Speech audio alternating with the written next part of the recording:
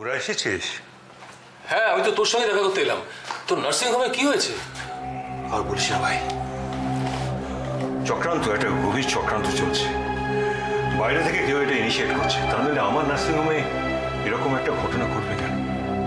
তা কারা এসব করাচ্ছে তুই বুঝতে পারছিস না? হ্যাঁ, মানে ধারণা একটা হচ্ছে আমার অপোজিশন পার্টি, কিন্তু প্রমাণ ছাড়া তো কাউকে দায়ী করা যায় না। That's right. এই মুহূর্তে কি অবস্থা? আর অবস্থা মানে এক সেকেন্ড, হ্যাঁ। ফোনটা ধরে। হ্যালো, হোয়াট,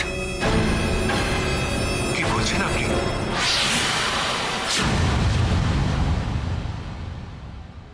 হ্যাঁ, আপনি যা ভালো বোঝেন করুন। হ্যাঁ, নিশ্চয়ই, প্রয়োজনে আমাকে ফোন করবেন, আমি বাড়িতেই আছি। Yes yes, bye. কে আছে গো? কার ফোন? ওই লয়ার অর্জুন সিনহা ফোন করছিলেন। কি বলছেন উনি? কেসটা আরো জটিল হয়ে গেল সুতপা। ওই অ্যাম্পুলে যে পয়জনটা পাওয়া গেছে, পেশেন্টের বডিতে ওই একই পয়জন পাওয়া গেছে। কি বলছো তুমি? Result is positive. আমি বুঝতে পারছি না সুতপা, কিছু বুঝতে পারছি না কি হবে। পেশেন্ট পার্টি তো সন্দীপের এগেনস্টে ষড়যন্ত্র এবং মার্ডার চার্জ নিয়ে এসছে। সন্দীপ মানে অপর্ণা দাদা? হ্যাঁ রে ভাই, ওকেই তো পুলিশ অ্যারেস্ট করেছে। অপর্ণার দাদাকে? তা কি করে হয়? ও কি তোমাদের নার্সিং হোমের অগেনস্টে কনস্পিরেসি করতে পারে? পারে না, পারে না রমাদি, ও খুব ভালো ছেলে। ওকে ওকে এর মধ্যে ফাঁসানো হয়েছে। তাহলে সন্দীপের কি হবে গো? জানি না। মিস্টার সিনহা বললেন যতদিন না কোর্টে কেসটা উঠছে ততদিন সন্দীপকে জেল হাজতে থাকতে হবে।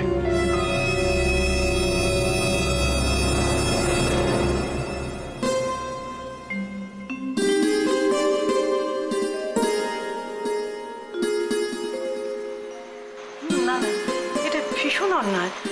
আচ্ছা, অন্য লোকের অপরাধের শাস্তি কেন আমাদের সন্দীপ ভোগ করবে? তুমি কি বলতে চাইছো মা? কার অপরাধের শাস্তি দাদা পাচ্ছে?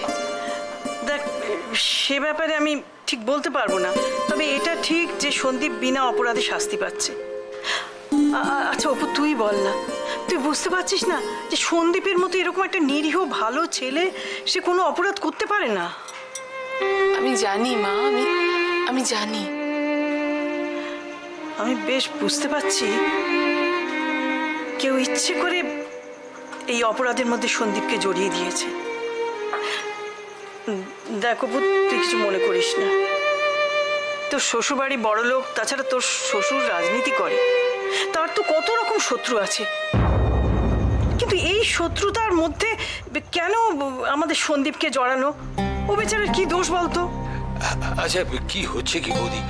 তুমি ওকে এসব কথা কেন বলছো?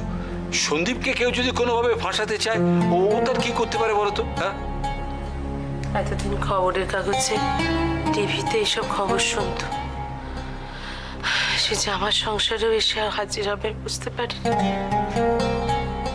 অপু, আমার সন্দীপকে পুলিশ ছাড়বে তো? কেন ছাড়বে না কাকিমা? নিশ্চয়ই ছেড়ে দেবে। দাদা তো কোনো অপরাধ করেনি, কেন আটকে রাখবে দাদাকে বলো? এরকম আটকে রাখে অপু, আটকে রাখে। অনেক নিরপরাধ লোককে অন্যের অপরাধ থাকবার জন্য পুলিশ নিয়ে থানায় আটকে রাখে। আর একটা নিরপরাধ লোককে যদি এরকম থানায় আটকেই রাখে, তা তাকে শাস্তি দেওয়াটাও কোনো বড় কথা নয়। দাদার ক্ষেত্রে এসব কিছু হবে না মা। কেন কেন এসব কথা ভাবছো বলো তো? কেন ভাববো না বল? একটা নিরপরাধ মানুষকে যদি পুলিশ থানায় নিয়ে যেতে পারে, তা তো তাকে শাস্তি তো দিতেই পারে। না, পারে না, পারে না। পুলিশ যাকে ইচ্ছে তাকে শাস্তি দিতে পারে না। দেশে আইন বলে কিছু একটা আছে, প্রমাণ করতে হবে তার আগে যে দাদা অপরাধী। আর দাদা সত্যিই তো কিছু করেনি। আর আমার শ্বশুরমশাই তো একজন ভালো লয়ারের সঙ্গে কথা বলেছেন, চেষ্টা করছেন। দেখো সবকিছু ঠিক হয়ে যাবে। হ্যাঁ রে অপু, উকিলটা বেশ ভালো তো। আমি তো কিছু বুঝতে পারছি না, নিজেকে আমার এত অসহায় লাগছে, কি বলবো। আমি শুনেছি কাকা উনি খুব বড় ক্রিমিনাল লয়ার। এর আগে অনেক বড় বড় ক্রিটিক্যাল কেস উনি হ্যান্ডেল করেছেন। আর দাদা তো কোনো অপরাধী করেনি। আমার মনে হয় দাদার কেসটা হ্যান্ডেল করতে ওনার কোনো অসুবিধেই হবে না। আমি নিজে গিয়ে ওনার সঙ্গে দেখা করে কথা বলবো কাকা। তাই কথা বলো, তাই কথা বল, যেমন করে পারিস তোর দাদাকে ছাড়িয়ে নিয়ে। দেখো কাকিমা, হয়তো কালই দাদাকে থানা থেকে ছেড়ে দেবে। শুধু শুধু আর মন খারাপ করো না। আমার যে নিজেকে কি অপরাধী মনে হচ্ছে। কেন অপু, তোর নিজেকে এরকম মনে হচ্ছে কেন? কেন মনে হবে না কাকা? আমার শ্বশুরবাড়ির জন্যই তো আজকে দাদার এই অবস্থা। না না না, তুই এইভাবে কেন ভাবছিস? এইভাবে তুই ভাবিস না। আমার তো মনে হয় তোর শ্বশুরবাড়ি খুব ভালো, অসম্ভব ভালো ওরা। নইলে তুই বুঝতে পারছিস না ওরা আমাদের জন্য কত করছে না।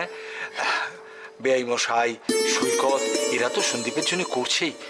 বেআই মশাই কতবার করে আমাকে ফোন করছেন, বিপদের সময় এইভাবে কেউ পাশে এসে দাঁড়ায়, আমাকে কিভাবে সাহস জোগাচ্ছেন। না না, তুই এভাবে ভাবিস না মা। তোর কাকা ঠিক কথাই বলেছে, এভাবে ভাবতে নেই। ওনারা কত করছেন আমাদের জন্য, বলতো কেন ওদের দোষ দিচ্ছিস এভাবে? এই যে এত টাকা খরচা করে বেয়ারমশাই উকিল ঠিক করলেন, আমাদের সামর্থ্য ছিল বল সেটুকু করার? হ্যাঁ, ঠিক বলেছে তোর কাকিমা, একদম ঠিক বলেছে। তুই এসব নিয়ে একদম ভাবিস না। তুই আর দেরি করিস না মা, তোকে তো রাতে বাড়ি ফিরতে হবে। তুই যা, এগিয়ে যা যা। ঠিক আছে, আসছি। তোমরা কেউ একদম চিন্তা করো না, আমরা আছি। দেখো, সব ঠিক হয়ে যাবে। অপু, অপু তুই কিছু মনে করিস না রে। আমি তোকে হয়তো অনেক কথা বলে ফেলেছি, আসলে আমার মাথা ঠিক নেই রে। না না মা, মনে করবো কেন? তুমি যেটা বলেছো ঠিকই তো বলেছো। অপু, এইসব কথা আবার ও বাড়িতে গিয়ে কিছু বলিস না মা। আমি কাউকে কিচ্ছু বলবো না। তোমরা নিশ্চিন্তে থেকো। ঠিক আছে ঠিক আছে। আজ হয়েছে হয়েছে হয়েছে, চল আমি গিয়ে ফোন করে দেবো। চল, আমি এগিয়ে দিয়েছি।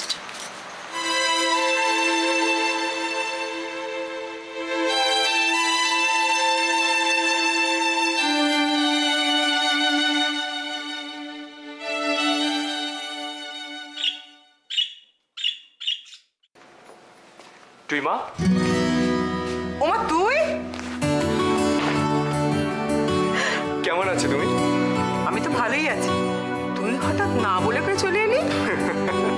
তোমাদের সারপ্রাইজ দেবো বলেও আমি ফোন করিনি। দুষ্টুমি না? না গো টিমা, আসলে আমি ভেবেছিলাম 2-4 দিন পরেই ফিরবো। ওই ওয়ার্কশপটাও কয়েকদিন আগেই শেষ হয়ে গেছে। ভেবেছিলাম চারপাশটা একটু ঘুরে দেখবো, কিন্তু তা আর হলো না। কেন তো হলো না কেন? ওই আমার এক বন্ধুর মা হঠাৎ অসুস্থ হয়ে পড়ে, তাই ওকে চলে আসতে হয়। তাছাড়া আমরা দুজন একসাথে ওয়ার্কশপ করেছি, ও চলে এসছে, আমি একা একা কিভাবে ঘুরবো বলো তো, তাই চলে এলাম। ভালোই করেছিস। তা তোর বন্ধুর মা কেমন আছেন, খবর নিয়েছিস? আগের থেকে বেটার। ওই হাসপাতালে ভর্তি করা হয়েছে। আহা, আচ্ছা, তুই মা কোথায়? মা তো এখানেই ছিল। দাঁড়া দাঁড়া, আমি দেখি। আরে তুমি দাঁড়াও না, আমি এই তো। তুই কখন এলি? কেমন আছো মা? আমি ঠিক আছি, তুই ভালো আছিস তো? আমি ভালো আছি। কি হলো মা, আমি ফিরে এসেছি, তুমি খুশি হওনি? কে বলেছে খুশি হয়নি? খুব খুশি হয়েছি।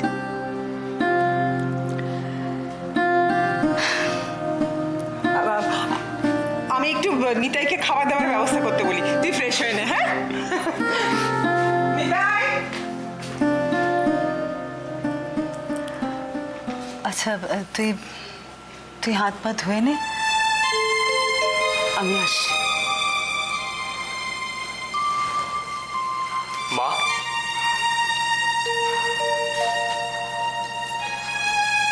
কি হয়েছে তোমার? কই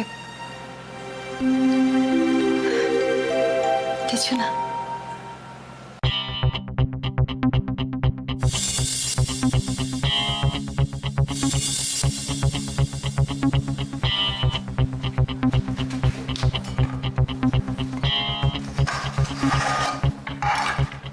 এই এটা খেয়ে নাও।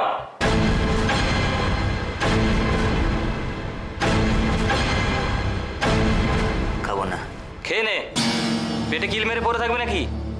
যা জুটছে তাই মুখ বুজে খেয়ে নে। বললাম তো আমি খাবো না। খাবি খাবি, পেটে টান পড়লেই খাবি। তোর মতো ক্রিমিনাল আমার চাকরি জীবনে অনেকই দেখেছি। তারা শুরুতে কুকুরের মতো ঘেউ ঘেউ করে, তারপর ইঁদুরের মতো চিচি করে। খেয়ে নে খেয়ে নে, কতদিন না খেয়ে থাকবি? তোর বিরুদ্ধে মার্ডার চার্জ আনা হয়েছে।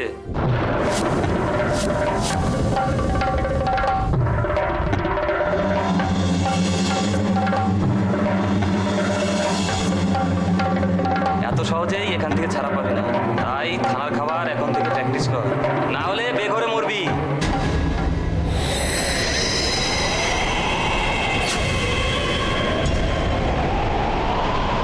Murder charge?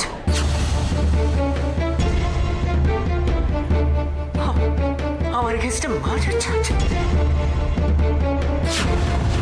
আমাকে এখানেই থাকতে হবে। আমি এখান থেকে ছাড়া পাবো না।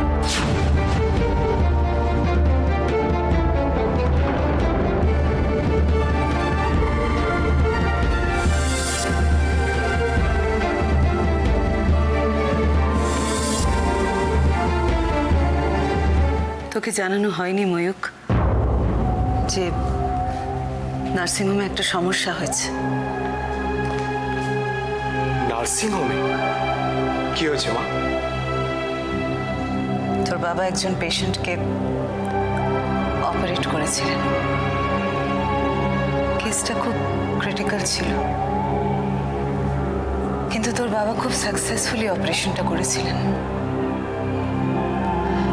পোস্ট অপারেটিভ স্টেটে পেশেন্ট বেশ ভালোভাবেই রিকভার করছিল, কিন্তু হঠাৎ যে কি হলো, সন্ধ্যাবেলা খবর এলো যে পেশেন্ট মারা গেছে। তারপর? তারপর আর কি, পেশেন্ট পার্টি নার্সিংহোমে এসে ঝামেলা করে।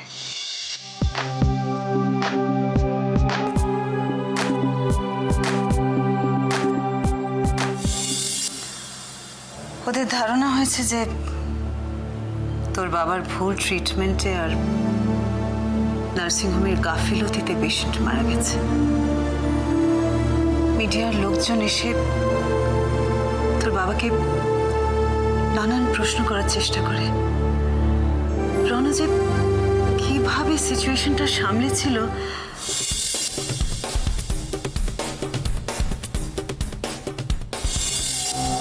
তারপর পেশেন্টের পোস্টমর্টম করা হয়। রিপোর্টে কি বেরিয়েছিল মা?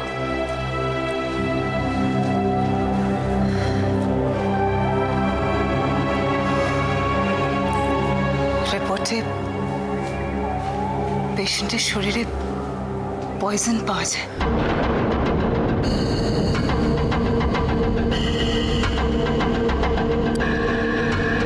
মাই গড, পয়জন! তার মানে তো পেশেন্টের মৃত্যুর জন্য বাবা দায়ী ছিল না? না,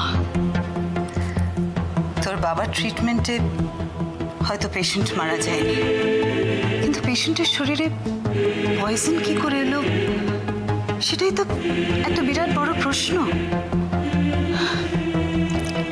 পুলিশ কেস হলো আর মিডিয়া প্রপাগেট করলো যে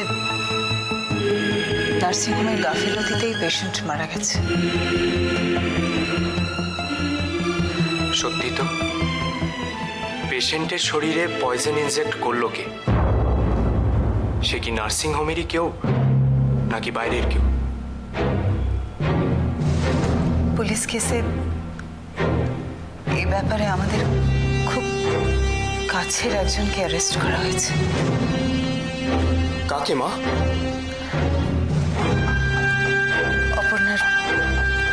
অপর্ণার দাদা সন্দীপকে। কি বলছো তুমি মা? সন্দীপ দা? না না মা, সন্দীপ দা এরকম কাজ করতেই পারে না। আমি বিশ্বাস করি না। সন্দীপ দাকে আমি খুব ভালো করে জানি। সন্দীপ দা খুব ভালো ছেলে মা। আমরা জানি বেটা, আমরা জানি, সেজন্যই তো আমাদের এত খারাপ লাগছে।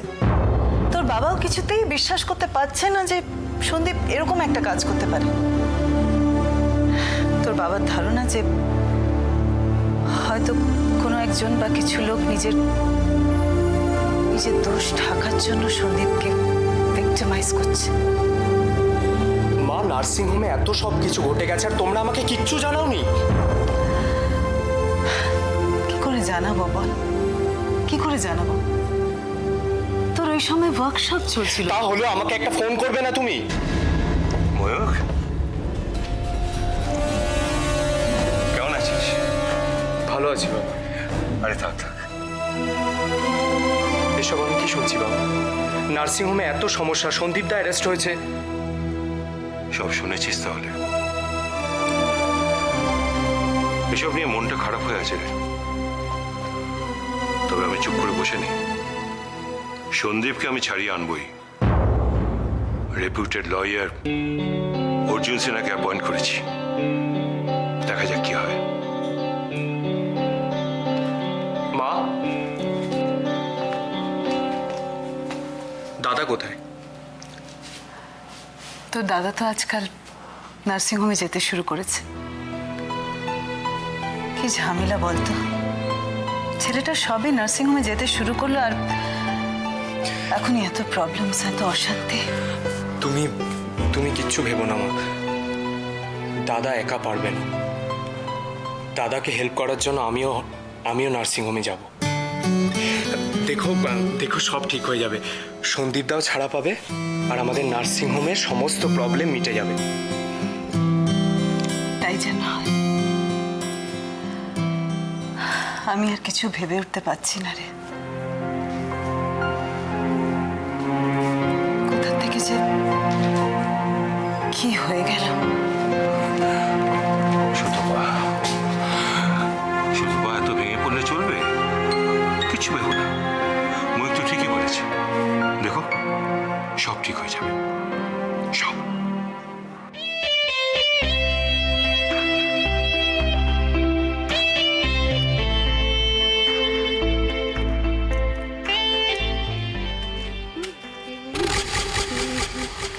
কোথায় যাচ্ছিস?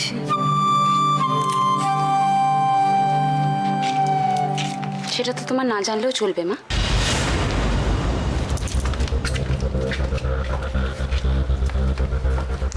বড্ড বাড়াবাড়ি হচ্ছে কিন্তু। কোথায় যাচ্ছিস বলে গেলেই তো হয়। বলবো না। কেন এভাবে কথা বলছিস আমার সঙ্গে ঝিলিক? আমি তো তোর মা, আমি তোকে জিজ্ঞেস করতেই পারি তুই কোথায় যাচ্ছিস। তুই কিরকম যেন হয়ে গেছিস ঝিলিক, মোটেও আর আগের মতো নেই। হ্যাঁ নেই। কি হবে আগের মতো থেকে? কি হবে? কি দিয়েছো তুমি আমাদের? দিয়েছো কিছু? আমাদের ভালো লাগা, মন্দ লাগা, ইচ্ছে অনিচ্ছে কোনো কিছুর কথা কোনোদিনও ভেবেছো?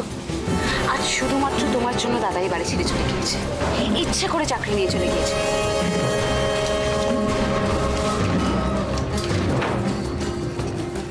কি বলছিস তুই ঝিলিক? ঠিকই বলছি,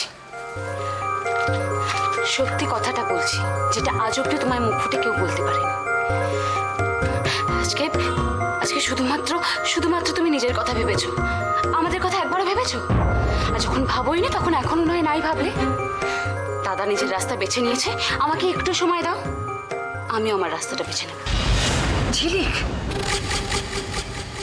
এখন মনে হয় তোমার এই বাড়িতে আর সময় কাটে না, না মা? মানেটা খুবই সিম্পল। আগে বৌদি এই বাড়িতে ছিল, তুমি বৌদির নানা রকম খুঁত ধরতে, বৌদিকে টর্চার করতে। এখন তো বৌদি নেই, কি পড়ে রইল? আমি। কিন্তু মা আমার সঙ্গে বিশেষ সুবিধা করতে পারবে না, তাই বলছি অন্য কাউকে খুঁজে নাও।